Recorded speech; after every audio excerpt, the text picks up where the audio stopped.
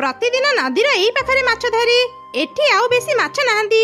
ମୁଁ ଆଗକୁ ଯାଇ ଦେଖେ, ସେଠି ହୁଏତ ବେଶୀ ମାଛ ପାଇଯିବି। ଏମିତି ଚିନ୍ତା କରି ମିଟୁ ଆଗକୁ ଗଲା। ସେତେବେଳେ ସେ ରାଜୁ ଚଢ଼େଇକୁ ନଦୀ ପାଖରେ ପଡ଼ିଥିବାର ଦେଖିଲା। ରାଜୁ, ଏ ରାଜୁ, ଉଠୁ। କଣ ହେଲା ତୋର? କଥା କହ। ଲାଗୁଛି ରାଜୁ ମାଛ ଧରିବାକୁ ଆସି ଏଠି ଏମିତି ବେହୋସ ହେଇଯାଇଛି। ମୁଁ ରାଜୁକୁ ଶୀଘ୍ର ତା ଘରକୁ ନେଇଯାଏ। ଏମିତି କହି ମିଟୁ ରାଜୁ ଚଢ଼େଇକୁ ଧରି ତା ଘରକୁ ନେଇଗଲା। ମିଟୁ ଭାଇ, ମୋ ସ୍ୱାମୀଙ୍କର କଣ ହେଇଛି? ସେ ଉଠୁନାହାନ୍ତି କାହିଁକି? ମୁଁ କିଛି ଜାଣିନି ଚଢ଼େଇ ଭଉଣୀ। ମୁଁ ମାଛ ଧରିବାକୁ ଯାଉଥିଲି, ସେତେବେଳେ ରାଜୁକୁ ବେହୋସ ହେଇ ପଡ଼ିଥିବାର ଦେଖିଲି, ଆଉ ତାକୁ ଘରକୁ ନେଇ ଆସିଲି। ଚଢ଼େଇ ଭଉଣୀ, ତୁମେ ପାଣି ଆଣ। ରାଜୁକୁ ହୋସରେ ଆଣିବାକୁ ପଡ଼ିବ। ତାପରେ ଚଢ଼େଇ ପାଣି ଆଣିଲା ଆଉ ରାଜୁର ମୁହଁରେ ଛିଞ୍ଚିଲା। ରାଜୁର ହୋସ ଆସିଲା ପରେ, ମୁଁ କୋଉଠି ଅଛି? ମୁଁ ତ ନଦୀରେ ମାଛ ଧରୁଥିଲି, ଏଠାକୁ କେମିତି ଆସିଲି? ତୁମେ ନଦୀ ପାଖରେ ବେହୋସ ହେଇ ପଡ଼ିଥିଲ। ମିଟୁ ଭାଇ ତୁମକୁ ଦେଖି ଘରକୁ ନେଇ ଆସିଲେ। ମୁଁ ନଦୀରୁ ମାଛ ଧରୁଥିଲି, ହଠାତ୍ ମୋ ମୁଣ୍ଡ ବୁଲେଇ ଦେବାରୁ ମୁଁ ବେହୋସ ହେଇ ତଳେ ପଡ଼ିଗଲି। ମୋ ଦେହ ଟିକେ ଭଲ ନାହିଁ। କିଛି ସମୟ ଆରାମ କଲା ପରେ ମତେ ଠିକ ଲାଗିବ। ନା ରାଜୁ, ମତେ ସେମିତି ଲାଗୁନି। ମତେ ଲାଗୁଛି ତତେ କିଛି ବଡ଼ ରୋଗ ହେଇଥିବ। ରିନୁ ଭଉଣୀ, ତୁମେ ଶୀଘ୍ର ରାଜୁକୁ ନେଇ ଡାକ୍ତରଙ୍କୁ ଦେଖାଅ, ନହେଲେ କିଛି ବଡ଼ ସମସ୍ୟା ହେଇପାରେ।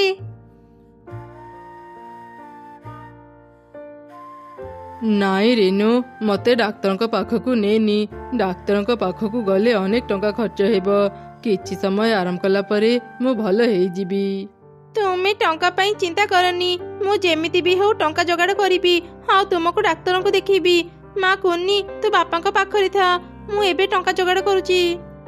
ଏମିତି କହି ଚଢ଼େଇ ତା ପାଖ ପଡ଼ୋଶୀ କାଉ ଘରକୁ ଗଲା। କାଉ ଭାଇ, କାଉ ଭଉଣୀ, ଘରେ ଅଛ ନା? କଣ ହେଲା ଚଢ଼େଇ? ତୁ ଆମ ଘରକୁ ଆସି ଏମିତି ଚିତ୍କାର କାହିଁକି କରୁଛୁ? କଥା କଣ କି କାଉ ଭଉଣୀ, ମୋ ସ୍ୱାମୀଙ୍କ ଦେହ ଖରାପ। ଟଙ୍କା ଅଭାବରୁ ମୁଁ ତାଙ୍କ ଚିକିତ୍ସା କରିପାରୁନି। ତୁମେ ଯଦି କିଛି ଟଙ୍କା ଧାର ଦେବ, ମୋର ବହୁତ ବଡ଼ ଉପକାର ହୁଅନ୍ତା କାଉ ଭଉଣୀ।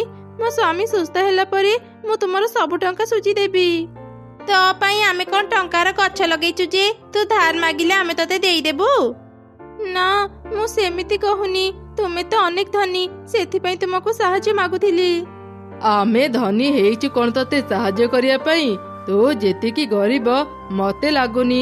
ତତେ ଟଙ୍କା ଦେଲେ ତୁ ଆମ ଟଙ୍କା ସୁଝି ପାରିବୁ। ଏବେ ତୁ ଆମକୁ ବିରକ୍ତ ନ କରି ଏଠୁ ଚାଲିଯା। କାଉ ମାନଙ୍କ ପାଖରୁ ଏମିତି ଶୁଣି ଚଢ଼େଇ ଆଉ କିଛି ନ କହି ସେଠାରୁ ଚାଲିଗଲା। କାଉ ମାନେ ଟଙ୍କା ପାଇଁ ମତେ ଅପମାନ ଦେଲେ। ଅନ୍ୟ କାହାକୁ ଯଦି ମୁଁ ଟଙ୍କା ମାଗିବି, ସେ ବି ମତେ କାଉ ମାନଙ୍କ ପରି ଅପମାନ ଦେଲେ ମୁଁ କଣ କରିବି? ନା ନା, ମୁଁ ଆଉ କାହାକୁ ବି ଟଙ୍କା ଧାର ମାଗିବିନି। ମୋ ସ୍ୱାମୀ ମାଛ ଧରନ୍ତି, ମୁଁ ବି ମାଛ ଧରି ବଜାରରେ ବିକ୍ରି କରିବି, ଆଉ ସେଇ ଟଙ୍କାରେ ମୋ ସ୍ୱାମୀଙ୍କର ଚିକିତ୍ସା କରିବି। ଏମିତି ଚିନ୍ତା କରି ଚଢ଼େଇ ନଦୀକୁ ଗଲା ଆଉ ଜାଲ ଫିଙ୍ଗିଲା। କିଛି ସମୟରେ ହିଁ ଗୋଟେ ବଡ଼ ମାଛ ଚଢ଼େଇର ଜାଲରେ ପଡ଼ିଲା। ଆରେ ବାଃ, ଏ ମାଛଟା ତ ଅନେକ ବଡ଼। ଏବେ ମୁଁ ଏ ମାଛ ବିକ୍ରି କରି ଭଲ ଟଙ୍କା ପାଇବି।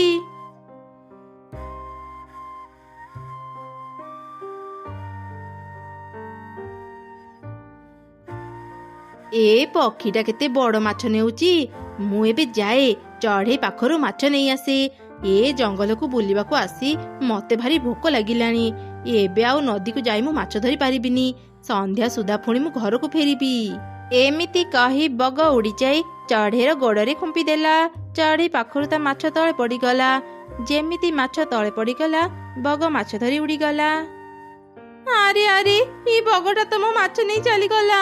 ବଗ ଭଉଣୀ ରହିଯାଅ, ମତେ ମୋ ମାଛ ଫେରେଇ ଦିଅ। ଅନେକ କଷ୍ଟ କରି ମୁଁ ଏ ମାଛ ଧରିଥିଲି। ମାଛ ବିକ୍ରି ନ କଲେ ମୁଁ ମୋ ସ୍ୱାମୀଙ୍କୁ ଡାକ୍ତରଖାନା କେମିତି ନେବି? ଚଢ଼େଇ ମନ ଦୁଃଖରେ କାନ୍ଦୁଥିଲା। ସେପଟେ ବଗ ମାଛ ନେଇ ଯିବା ସମୟରେ ହଠାତ୍ ସେ ଗୋଟେ ଗଛରେ ବାଜି କିଛି କଣ୍ଟା ବୁଦା ଭିତରେ ପଡ଼ିଗଲା। ଏ କଣ? ମୁଁ ତ କଣ୍ଟା ବୁଦା ଭିତରେ ପଡ଼ିଗଲି। କିଏ ଅଛ? ମତେ ବଞ୍ଚାଅ। ଏ କଣ୍ଟା ବୁଦା ଭିତରେ ମୁଁ ପଡ଼ିଯାଇଛି। କିଏ ଏମିତି ଚିତ୍କାର କରୁଛି? ସେ ନିଶ୍ଚୟ କିଛି ବିପଦରେ ପଡ଼ିଥିବ। ମୁଁ ତା ପାଖକୁ ଯାଏ। ଚଢ଼େଇ ଭଉଣୀ, ମତେ ବଞ୍ଚାଅ। କଣ୍ଟା ଗୁଡ଼ିକ ମୋ ଦେହରେ ଫୋଡ଼ି ହେଇଯାଉଛି। ମତେ ଭାରି କଷ୍ଟ ହେଉଛି। ଦୟାକରି ମତେ ଏଇ କଣ୍ଟା ବୁଦା ଭିତରୁ ବାହାର କର। ତୁମେ କିଛି ସମୟ ଧୈର୍ଯ୍ୟ ଧର ବଗ ଭଉଣୀ, ମୁଁ ଏବେ ତୁମକୁ ଏଇ କଣ୍ଟା ବୁଦା ଭିତରୁ ବାହାର କରୁଛି। ତାପରେ ଚଢ଼େଇ ଏକ ଶକ୍ତ ଲାଠି ନେଇ ବଗକୁ କଣ୍ଟା ବୁଦା ଭିତରୁ ବାହାର କଲା। ଚଢ଼େଇ ଭଉଣୀ, ତୁମକୁ ଅନେକ ଅନେକ ଧନ୍ୟବାଦ। ମୁଁ ତୁମର କ୍ଷତି କରିବାକୁ ଚାହୁଁଥିଲି, ହେଲେ ତୁମେ ସେସବୁ ଭୁଲି ମୋ ଜୀବନ ରକ୍ଷା କଲ। ମତେ ଏବେ ତୁମ ସାମ୍ନାରେ ଛିଡ଼ା ହେବାକୁ ବି ଲାଜ ଲାଗୁଛି। ମତେ କ୍ଷମା କରିଦିଅ ଚଢ଼େଇ ଭଉଣୀ। ମତେ ଭାରି ଭୋକ ଲାଗୁଥିଲା ତ ମୁଁ ତୁମ ମାଛ ଚଢ଼େଇ ଆଣିଲି। ତୁମେ ନିଜ ଭୁଲ ବୁଝିପାରିଲ। ମୁଁ ତୁମକୁ କ୍ଷମା କରିଦେଉଛି ବଗ ଭଉଣୀ। ଏମିତି ଆଉ କାହାକୁ କିଛି ନ କହି ତା ଜିନିଷ ଛଡ଼େଇ ନେବନି, ନହେଲେ ତୁମେ ଏମିତି ବିପଦରେ ପଡ଼ିବ। ମୋ ସ୍ୱାମୀଙ୍କର ଦେହ ଖରାପ, ମୁଁ ସେ ମାଛ ବିକ୍ରି କରି ମୋ ସ୍ୱାମୀଙ୍କର ଚିକିତ୍ସା କରିଥାନ୍ତି। ତାହେଲେ ତ ମୁଁ ବହୁତ ବଡ଼ ଭୁଲ କରିଦେଲି। ଚଢ଼େଇ ଭଉଣୀ ଟିକେ ଅପେକ୍ଷା କର, ମୁଁ ଏବେ ତୁମକୁ ତୁମ ମାଛ ଆଣିଦେଉଛି। ଏ କ'ଣ, ଏଠି ତ ତୁମ ମାଛ ନାହିଁ। ଏଇଠି ତ ମାଛଟା ପଡ଼ିଥିଲା, କୁଆଡ଼େ ଗଲା? ମତେ କ୍ଷମା କରିଦିଅ ଚଢ଼େଇ ଭଉଣୀ, ମୁଁ ତୁମ ମାଛ ହଜେଇ ଦେଲି। ତୁମେ ମୋ ସାଙ୍ଗରେ ମୋ ଘରକୁ ଚାଲ, ମୁଁ ତୁମକୁ ମାଛର କ୍ଷତିପୂରଣ ଦେବି। ସେ ଟଙ୍କାରେ ତୁମେ ତୁମ ସ୍ୱାମୀର ଚିକିତ୍ସା କରିପାରିବ। ତାପରେ ଚଢ଼େଇ ବଗ ସାଙ୍ଗରେ ତା ଘରକୁ ଗଲା। ବଗ ତା ଘରେ ଗୋଟେ ମୁକ୍ତା ରଖିଥିଲା, ସେ ସେଇ ମୁକ୍ତା ଚଢ଼େଇକୁ ଦେଲା। ଚଢ଼େଇ ଭଉଣୀ, ମୁଁ ଥରେ ମାଛ ଧରିବା ସମୟରେ ଏଇ ମୁକ୍ତାକୁ ପାଇଥିଲି। ଏଇ ମୁକ୍ତାକୁ ନିଅ, ୟାକୁ ବିକ୍ରି କରି ତୁମେ ତୁମ ସ୍ୱାମୀର ଚିକିତ୍ସା କରାଅ। ବଗ ଭଉଣୀ, ତୁମକୁ ଅନେକ ଅନେକ ଧନ୍ୟବାଦ। ମୁଁ ତୁମର ଏ ଉପକାର କେବେ ଭୁଲିବିନି। ମୋ ସ୍ୱାମୀ ସୁସ୍ଥ ହେଲା ପରେ ମୁଁ ତୁମକୁ ଏ ମୁକ୍ତାର ଟଙ୍କା ଫେରେଇ ଦେବି। ନା ନା ଚଢ଼େଇ ଭଉଣୀ, ତୁମକୁ ଟଙ୍କା ଦେବାକୁ ପଡ଼ିବନି। ତୁମ ସ୍ୱାମୀ ସୁସ୍ଥ ହେଲା ପରେ ମୁଁ ତୁମ ଘରକୁ ବୁଲିବା ପାଇଁ ଯିବି। ସେତେବେଳେ ତୁମେ ମୋତେ ମାଛ ତରକାରୀ କରି ଖୁଆଇ ଦେବ। ଆଚ୍ଛା ଠିକ୍ ଅଛି ବଗ ଭଉଣୀ। ଏମିତି କହି ଚଢ଼େଇ ମୁକ୍ତା ନେଇ ବଜାରକୁ ଯାଉଥିଲା। ରାସ୍ତାରେ ସେ ଗୋଟେ ବୁଢ଼ୀ ଚଢ଼େଇକୁ କାନ୍ଦୁଥିବାର ଦେଖିଲା। କ'ଣ ହେଇଛି ବୁଢ଼ୀ ମା, ତୁମେ ଏମିତି କାନ୍ଦୁଛ କାହିଁକି? ମାରେ, ମତେ କିଛି ଟଙ୍କା ଧାର ଦେଇପାରିବ? ମୋର ଏଇ ଦୁନିଆରେ କେହି ନାହାନ୍ତି। 7 ଦିନ ହେଲାଣି ମୋ ଦେହ ଖରାପ। ଶୀଘ୍ର ଯଦି ଡାକ୍ତରଙ୍କ ପାଖକୁ ନ ଯିବି ମୁଁ ବୋଧେ ଆଉ ବଞ୍ଚିବିନି। ହେଲେ ବୁଢ଼ୀ ମା, ମୋ ପାଖରେ ତ ଟଙ୍କା ନାହିଁ ତୁମକୁ ଦେବା ପାଇଁ। ତୋ ପାଖରେ ତ ଏଇ ମୁକ୍ତା ଅଛି ରେ ମା, ମତେ ଏଇ ମୁକ୍ତା ଦେଇଥା। ମୁଁ ଏ ମୁକ୍ତା ବିକ୍ରି କରି ଔଷଧ କିଣିବି। ହଁ ବୁଢ଼ୀ ମା, ତୁମେ ଏଇ ମୁକ୍ତା ନେଇଯାଅ। ତୁମେ ଅସୁସ୍ଥ ଶରୀର ନେଇ କେମିତି କାମ କରିବ? ମୁଁ ତ ଏବେ ସୁସ୍ଥ ଅଛି। ମୁଁ କୌଣସି ନା କୌଣସି କାମ କରି ଟଙ୍କା ଯୋଗାଡ଼ କରିନେବି। ତାପରେ ମା ଚଢ଼େଇ ସେ ମୁକ୍ତା ସେ ବୁଢ଼ୀ ଚଢ଼େଇକୁ ଦେଲା। ବୁଢ଼ୀ ଚଢ଼େଇ ସେ ମୁକ୍ତା ନେଇ ସେଠାରୁ ଚାଲିଗଲା। ଏବେ ମୁଁ କ'ଣ କରିବି? ଶୀଘ୍ର କିଛି କାମ ଖୋଜି ଟଙ୍କା ଯୋଗାଡ଼ କରେ, ତାପରେ ମୋ ସ୍ୱାମୀଙ୍କ ଚିକିତ୍ସା କରେଇବି।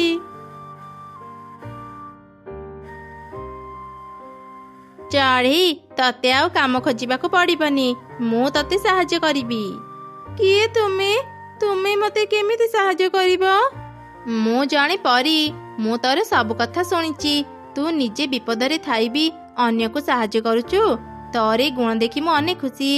ଯିଏ ଅନ୍ୟକୁ ସାହାଯ୍ୟ କରେ ଭଗବାନ ତାକୁ ସାହାଯ୍ୟ କରନ୍ତି। ତୁ ଏ ଯାଦୁର ଆଇନାକୁ ନେ। ଏ ଯାଦୁର ଆଇନାକୁ ତୁ ଯାହା ବି ମାଗିବୁ ସେ ତତେ ସବୁ ଦେବ। ତୋ ସ୍ୱାମୀ ପାଖକୁ ଏ ଆଇନା ନେଲେ ତୋ ସ୍ୱାମୀ ବି ସୁସ୍ଥ ହେଇଯିବ। ତୁମେ ସତ କହୁଛ ପରୀ? ମୋ ସ୍ୱାମୀଙ୍କ ଦେହ ଭଲ ହେଇଯିବ? ପରୀ, ମୁଁ ତୁମକୁ କେମିତି ଧନ୍ୟବାଦ ଜଣେଇବି ଜାଣିପାରୁନି। କିଛି କଥା ନାହିଁ ଚଢ଼େଇ, ମୁଁ ସବୁବେଳେ ଭଲ ଚଢ଼େଇମାନଙ୍କୁ ସାହାଯ୍ୟ କରେ। ଏବେ ତୁ ଏ ଆଇନା ନେଇ ଘରକୁ ଯା। ତାପରେ ଚଢ଼େଇ ଆଇନା ନେଇ ଘରକୁ ଗଲା। ସେ ତା ଝିଅ ଆଉ ତା ସ୍ୱାମୀକୁ ସବୁ ଘଟଣା କହିଲା। ସେ ଯେମିତି ଆଇନା ତା ସ୍ୱାମୀ ପାଖକୁ ନେଲା, ଆଇନା ତା ସ୍ୱାମୀର ଦେହକୁ ଭଲ କରିଦେଲା। ରେନୁ, ମୁଁ ସୁସ୍ଥ ହେଇଗଲି। ମୋ ଦେହ ଏବେ ଭଲ ଲାଗୁଛି। ପରୀ ଆମକୁ ଏଇ ଯାଦୁର ଆଇନା ଦେଇ ଆମ ଉପରେ ଅନେକ ଉପକାର କରିଛନ୍ତି। ଯାଦୁର ଆଇନା ପାଇଲା ପରେ ବି ମୁଁ ବସି ଖାଇବାକୁ ଚାହୁଁନି ରିନୁ। ମୁଁ କିଛି ନା କିଛି କାମ କରିବାକୁ ଚାହୁଁଛି। ଯାଦୁର ଆଇନା, ଆମକୁ ଏକ ହୋଟେଲ ଦିଅ, ଯେମିତି ଆମେ ପ୍ରତିଦିନ ହୋଟେଲରେ ଖାଇବା ବିକ୍ରି କରି ଟଙ୍କା ରୋଜଗାର କରିପାରିବୁ। ଚଢ଼େଇର କଥା ସରୁ ସରୁ ସେଠି ଗୋଟେ ବଡ଼ ଆଉ ସୁନ୍ଦର ଘର ତିଆରି ହେଇଗଲା। ସେ ଘର ଭିତରେ ହୋଟେଲର ସବୁ ଜିନିଷ ଆଉ ସାମଗ୍ରୀ ବି ଥିଲା। ରୋଜଗାର କରିବାର ବାଟ ତ ଏବେ ମିଳିଗଲା ରିନୁ। ଏ ଯାଦୁର ଆଇନାକୁ ଘରେ ରଖିବାଟା ଆଉ ଠିକ୍ ହେବନି। ତୁ ପରୀକୁ ତା ଯାଦୁର ଆଇନା ଫେରେଇ ଦେ। ଏବେ ମୁଁ ପରୀଙ୍କୁ କୋଉଠି ଖୋଜିବି? ଏ ଆଇନାକୁ ମୁଁ ଘରେ ରଖି ଦେଇଥାଏ। ଯେବେ ପରୀଙ୍କ ସହ ଦେଖା ହେବ ମୁଁ ତାଙ୍କୁ ଏ ଆଇନା ଫେରେଇ ଦେବି। ଏମିତି ଦୁଇ ଚଢ଼େଇ ମିଶି ପ୍ରତିଦିନ ଖାଇବା ତିଆରି କରି ବିକ୍ରି କଲେ। ଧୀରେ ଧୀରେ ପୁରା ଜଙ୍ଗଲରେ ତାଙ୍କ ହୋଟେଲ ପ୍ରଚାର ହେଇଗଲା। ଅନେକ ଚଢ଼େଇ ତାଙ୍କ ହୋଟେଲକୁ ଖାଇବା ପାଇଁ ଆସୁଥିଲେ। ଥରେ କଥା ଦୁଇ କାଉ ଜାଣିବାକୁ ପାଇଲେ। ଆରେ ତୁମେ ଚଢ଼େଇ ମାନଙ୍କ ହୋଟେଲ କଥା ଶୁଣିଲ ନା ନାଇଁ? ସେମାନେ କୁଆଡେ ଭଲ ଭଲ ଖାଇବା ତିଆରି କରି କମ୍ ଦାମରେ ବିକ୍ରି କରୁଛନ୍ତି। ହଁ, ମୁଁ ବି ଶୁଣିବାକୁ ପାଇଲି। କିଛି ଦିନ ତଳେ ଚଢ଼େଇ ଆମ ପାଖକୁ ଧାର ମାଗିବାକୁ ଆସିଥିଲା। ହଠାତ୍ ସେମାନେ ଏମିତି କ'ଣ ପାଇଲେ ଯେ ଗୋଟେ ହୋଟେଲ ଖୋଲି ପକେଇଲେ। ମୋର ଏ କଥା ଜମା ବି ବିଶ୍ୱାସ ହେଉନି। ଚାଲିଲୁ ଟିକେ ସେ ହୋଟେଲ ଦେଖି ଆସିବା, ଜାଣିପାରିବା ଚଢ଼େଇ ମାନଙ୍କ କଥା ସତ ନା ମିଛ। ଏମିତି କଥା ହେଇ ଦୁଇ କାଉ ଚଢ଼େଇର ହୋଟେଲ ଦେଖିବାକୁ ଗଲେ। ଆଉ ଚଢ଼େଇର ଏତେ ବଡ଼ ହୋଟେଲ ଦେଖି ତ ସେମାନେ ଆଶ୍ଚର୍ଯ୍ୟ ହେଇଗଲେ। ଏ କ'ଣ ସତରେ ତ ଚଢ଼େଇ ମାନେ କେତେ ବଡ଼ ଗୋଟେ ହୋଟେଲ ଦେଇଛନ୍ତି। ସମସ୍ତେ କେମିତି ତା ହୋଟେଲ ପାଖରେ ଭିଡ଼ ଜମେଇଛନ୍ତି। ଏବେ ତ ଚଢ଼େଇ ମାନେ ଆମଠୁ ବି ଧନୀ ହେଇଯିବେ। ହଁ, ମୁଁ ଏବେ ବୁଝିପାରୁଛି ଯିଏ ଭଲ ଆଉ ସତ୍ମନର ହେଇଥାଏ ତାକୁ କେହି ସାହାଯ୍ୟ ନ କଲେ ବି ଭଗବାନ ଠିକ ସାହାଯ୍ୟ କରନ୍ତି। ଚଢ଼େଇ ମାନେ ବହୁତ ଭଲ, ସେଥିପାଇଁ ତାଙ୍କୁ ଏସବୁ ମିଳିଲା। ଏବେ ସେମାନେ ବ୍ୟସ୍ତ ଅଛନ୍ତି। ଚାଲ ଘରକୁ ଫେରିଯିବା। ସନ୍ଧ୍ୟାରେ ଆସି ଦୁଇ ଚଢ଼େଇଙ୍କୁ କ୍ଷମା ମାଗିବା।